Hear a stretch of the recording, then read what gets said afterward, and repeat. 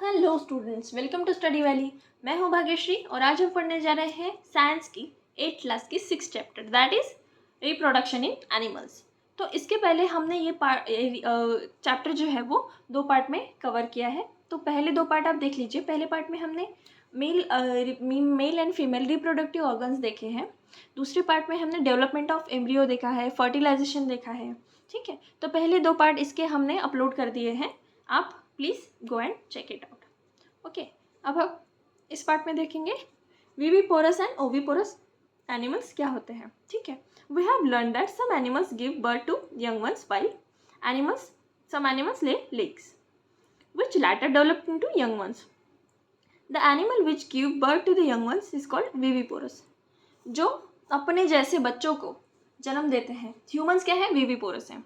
जो अपने जैसे बच्चों को जन्म देते हैं, यंग वंस को जन्म देते हैं, उनको क्या कहते हैं, विविपोरस कहते हैं। और जो एनिमल्स जो है वो अंडे देते हैं, ठीक है, दैट इज चिकन। ठीक है, शुतुरमुर्ग जो अंडे देते हैं ना, उनको क्या कहते हैं, ओविपोरस। जो अंडे देते हैं उनको कहते हैं ओविपोरस। और जो ह्यूमन मतलब यंग वंस को, ह्यूमंस ही नहीं, यंग वंस को जो बर्थ देते हैं उनको क्या कहते हैं, हम विविपोरस कहते हैं। ठीक है, काऊ भी है, काफ को जन्म देती है, राइट।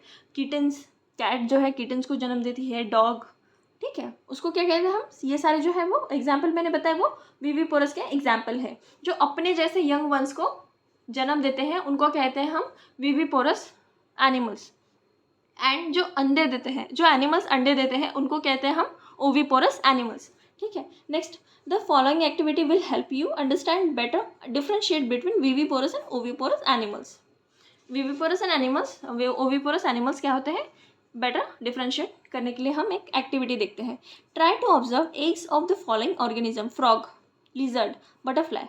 बटरफ्लाई के पत्तों पे आपने देखा होगा, पौधे होते हैं, प्लांट्स, ट्रीज, उनके पत्तों पे ना अंडे दिखते हैं कभी कभी, that is eggs of butterfly, that is caterpillar.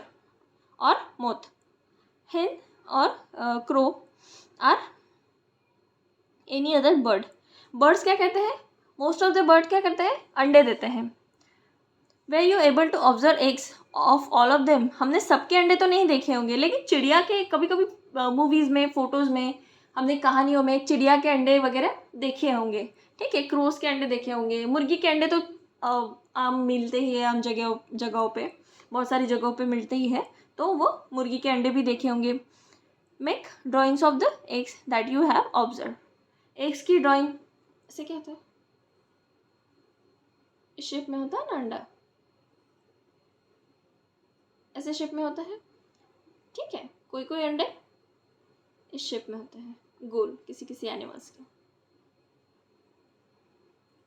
ठीक है, ये हो गया अंडों के शेप।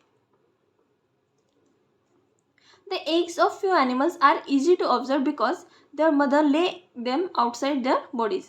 कुछ कुछ माएँ जो है वो अंडे जो है वो अपनी बॉडी के आउटसाइड देती है, इसीलिए कुछ कुछ एनिमल्स के हम अंडे ऑब्जर्व कर पाते हैं। These are the example of oviporous animal. ये क्या है, ओविपोरस एनिमल्स हैं। जो अंडे देते हैं वो ओविपोरस, और जो अंडे नहीं देते वो यंग वंस को, अपने जैसे यंग वंस को बर्थ देते हैं, जन्म देते हैं, उनको क्या कहते हैं, हम विविपोरस एनिमल्स कहते हैं। ठीक है, but you would not able to collect the eggs of dog, cow, cat. ये एग्स नहीं देते, ये यंग वंस को बर्थ देते हैं। ठीक है, this is because they do not lay eggs, ये एग्स नहीं देते। The mother gives birth to the young ones. These are the example of viviparous animals. Okay,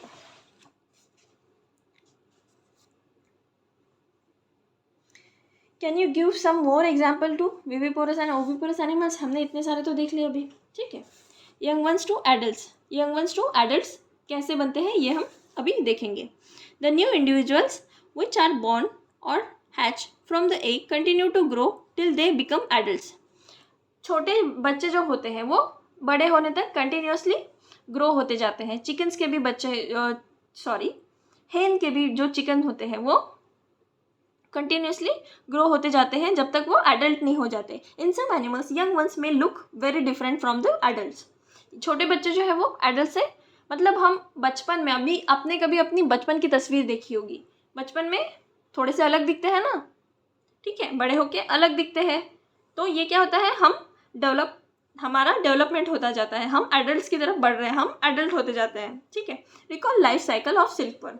silkworm क्या होता है, एक से क्या बनता है, लार्वा दैट इज और कैटरपिलर, और फिर पुपा बनता है दैट इज, उसके बाद क्या बनता है, एडल्ट, उसके बाद क्या होता है, वो एडल्ट बनता है और एक सिल्कवर्म फॉर्म होता है। You studied in class 6।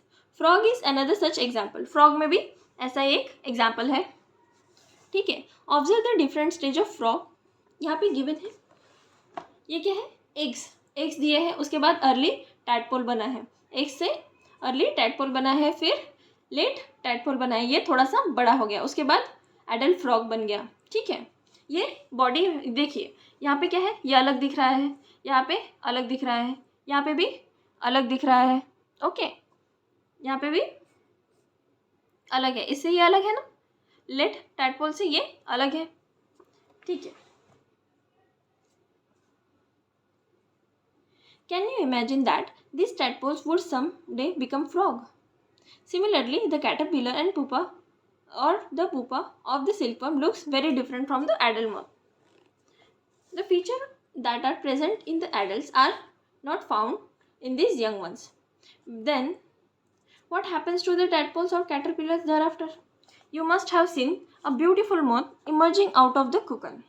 जो बटरफ्लाई कैसे निकलते हैं, कुकन के बाहर कैसे निकलती है, ये आपने कभी देखा होगा, देखा है कभी, वीडियोस में देखा होगा, यूट्यूब पे चलाइए इसे वीडियो, एक butterfly, how to give butterfly birth to the another butterfly, या फिर उनके क्या कहते हैं, कैटरपिलर, कुकन से कैसे निकलती है, कुकन होता है ऐसे एक शेप होता है उस कुकन का, ठीक है, ये ऐसे होता है और ये उसका ढक्कन होता है, फिर इसमें से कैटरपिलर बटरफ्लाई बन के बाहर निकलती है, ठीक है, देखिए कैटरपिलर बाहर निकलती है।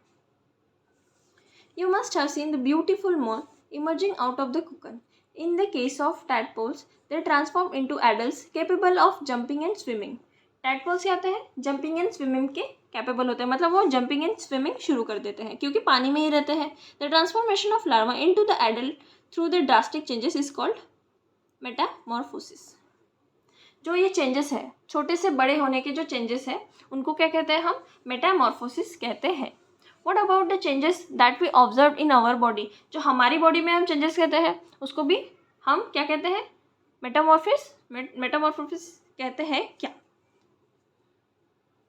Metamorphosis. In human beings the body parts are similar to the those present in the adults are present from the time of birth. हमारे बॉडी पार्ट्स जो है वो सेम ही होते हैं, ठीक है, बस साइज छोटी होती है जब हम छोटे होते हैं, बड़े होते जाते हैं तो हम डेवलप्ड हो जाते हैं कम्प्लीटली, ठीक है। अब देखते हैं हम असेक्सुअल रिप्रोडक्शन। असेक्सुअल रिप्रोडक्शन क्या होता है, ये जनरली प्लांट्स में हमको देखने के लिए मिलता है।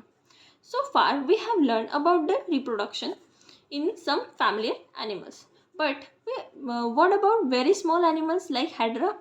hydra जैसे एनिमल्स में क्या होता है, what microscopic organisms like amoeba? amoeba में क्या होता है, do you know that they reproduce? let us find out. हम ये कैसे रिप्रोड्यूस करते हैं ये हम अभी इस पार्ट में देखेंगे, ठीक है। Get permanent slide of hydra. एक परमानेंट स्लाइड लेना है हाइड्रा की। Observe them using hand lens और microscope. Look out for very bulges from the parents body.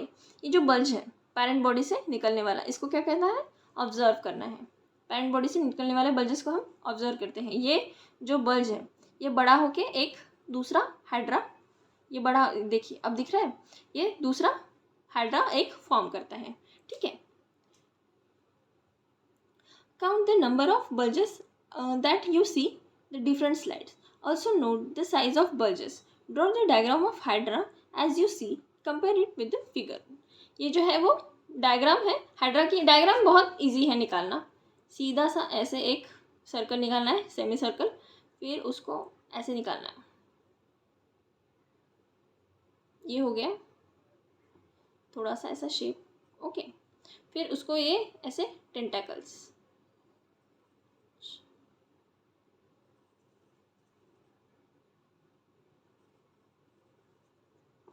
ये है उसका एक हमने निकाल दिया बल्ज, ठीक है। ये हो गए हाइड्रा की फिगर। थोड़ी सी ख़राब लग रही है आप अगर सही से ड्रॉ करेंगे तो इट विल बी फाइन, ठीक है।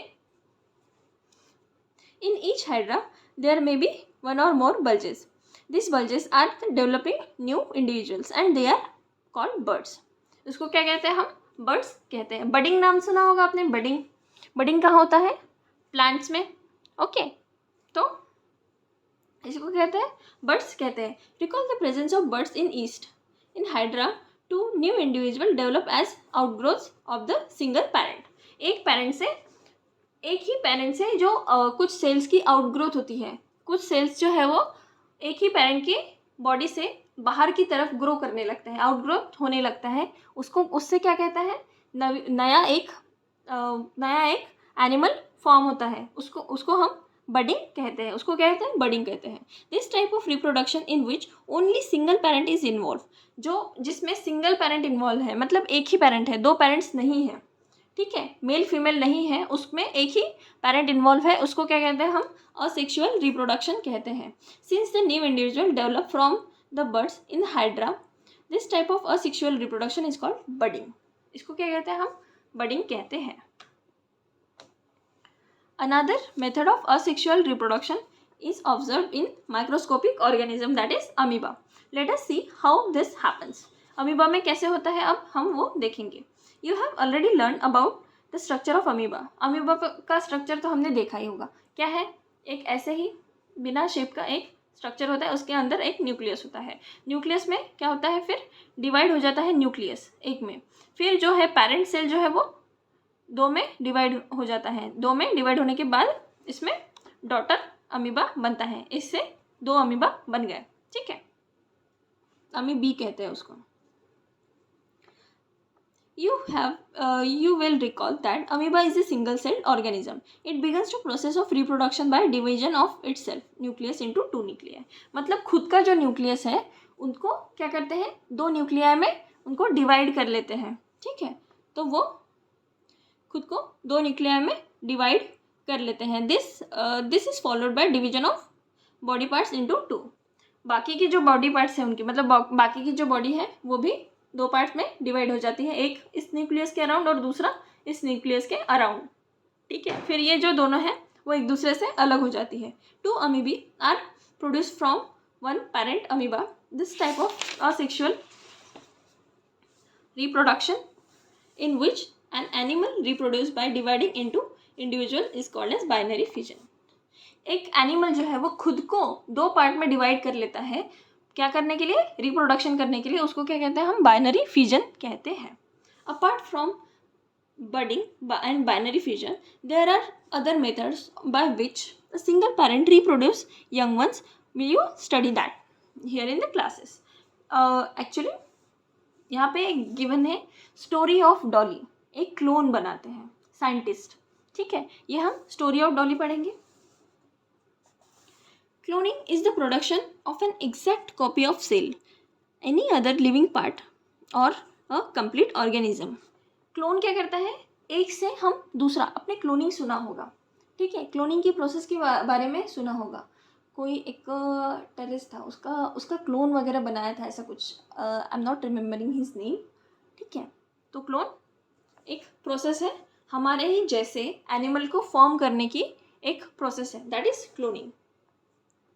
Cloning of an animal was successfully performed by first time in Wilmot and his colleagues at the Roseline Institute, Edinburgh, Scotland. They successfully cloned a ship. Ship को क्या किया उन्होंने? Clone किया. एक से similarly दूसरी शिप बना लिया, मतलब क्लोन किया. Dolly was born in 5 July 1996. उस शिप का नाम रखा उन्होंने Dolly and was first mammal to be clone. ये फर्स्ट मैमल था टू बी क्लोन, ठीक है. ये है Finn Dorset sheep, Scottish blackface ewe, और ये क्या है? डॉली, ठीक है. ये इसकी जैसी दिख रही है कंप्लीटली, है क्योंकि ये इसका क्लोन है, okay. During the process of cloning Dolly, a cell was collected from the mammary gland of a female fin dorsett ship. Simultaneously, an egg was obtained from Scottish backface Eve. the nucleus was removed and the egg, then the nucleus of mammary gland cell from the fin dorset was inserted into एक Scottish backpack. ये मैं actually ये बहुत सारा given है, मैं आपको short में समझाती हूँ लाइक स्टोरी, ठीक है। 2 शिप्स लिए, कौन से शिप? एक फिन डॉर्सेट शिप ली, उसके बाद स्कॉटिश ब्लैकफेस ईव ली, ठीक है। उसके बाद जो न्यूक्लियस है फिन डॉर्सेट शिप का, वो उन्होंने एग उसका निकाल लिया, और उसके बाद स्कॉटिश जो ब्लैकफेस है उसका भी एग निकाल लिया। अब पहले वाले का जो एग है उसका न्यूक्लियस निकाल के दूसरे वाले एग में इंसर्ट कर दिया, ठीक है। और वो जो है न्यूक्लियस वॉज रिमूव्ड फ्रॉम पहले वाले का, दूसरे वाले का न्यूक्लियस निकाल के पहले वाले का न्यूक्लियस उन्होंने दूसरे वाले एग में डाल दिया, ठीक है। ये मैं आपको सिंपल लैंग्वेज में यहाँ समझाती हूँ। ये है फर्स्ट सेल, एग है, यहाँ पे इसका न्यूक्लियस है, ठीक है। ये दूसरा है, यहाँ पे इसका न्यूक्लियस है। तो इसका न्यूक्लियस क्या करते हैं? रिमूव कर देते हैं, और इसका न्यूक्लियस इसमें एंटर कर देते हैं, ठीक है। तो क्या बना ये इसका न्यूक्लियस है, और सेल की बॉडी क्या है? ये अपर बॉडी इसकी है, ठीक है। अब समझा? दूसरे का न्यूक्लियस निकाल के पहले का न्यूक्लियस दूसरे के सेल में डाल देते हैं, that is mammary gland from the other Finn Dorset inserted into the egg of Scottish blackface ewe whose nucleus that have been removed, ठीक है। The egg has thus produced was implanted into Scottish बैक, मतलब जो egg है बाद में ये production के बाद ये एग जो है वो यहाँ पे इस फिश में डाल दिया, ईव में, okay. After the development of egg Dolly was born, उसके बाद डेवलपमेंट होने के बाद डॉली बॉर्न हो जाती है। दो Dolly was given birth by the Scottish blackface, it was found absolutely identical to the Finn Dorset. ये कैसे हुआ? अब जब इसको बर्थ इसने दी है, बैकफेस ने दी है ईव ने डॉली को, पर ये इसके जैसी दिखती है, क्यों? क्योंकि उसमें क्या था? इसका न्यूक्लियस था, इसका न्यूक्लियस उसमें प्रेजेंट था, हमने इंसर्ट किया शिप का न्यूक्लियस हमने ईव में इंसर्ट किया, इसीलिए डॉली जो है वो शिप जैसी दिखती है, ठीक है। आफ्टर दैट डॉली ने क्या किया? बहुत सारे several offscreen present normal sexual means से उन्होंने बहुत सारे सेवरल ऑफस्क्रीन जो है वो उन्होंने बर्थ किया। Unfortunately Dolly died 14 Feb 2003 due to certain lung disease. बाद में उसको कोई लंग डिसीज हो गया, उसके बाद डॉली की डेथ हो गई। Since Dolly several attempts have been made to produce clone mammals, many died before birth. उसके बाद साइंटिस्ट ने बहुत कोशिश की मैमल्स बनाने की, बट कुछ कुछ जो है वो बिफोर बर्थ मर गए, कुछ कुछ जो है वो आफ्टर बर्थ मर गया, ओके। यहाँ पे हमारा यूनिट ख़त्म हो जाता है सेक्सुअल रिप्रोडक्शन। इसका हम देखेंगे एक्सरसाइज, वो हम देखेंगे नेक्स्ट पार्ट में। तब तक के लिए प्लीज़ वीडियो को लाइक शेयर एंड सब्सक्राइब कर दीजिए। अगर आपको कुछ समझ में नहीं आया हो तो रिपीट कर लीजिए या फिर कमेंट बॉक्स में कमेंट कर लीजिए, मैं आपको आंसर दे दूँगी, ठीक है। तब तक के लिए प्लीज़ वीडियो को लाइक शेयर एंड सब्सक्राइब कर दीजिए and thank you for watching.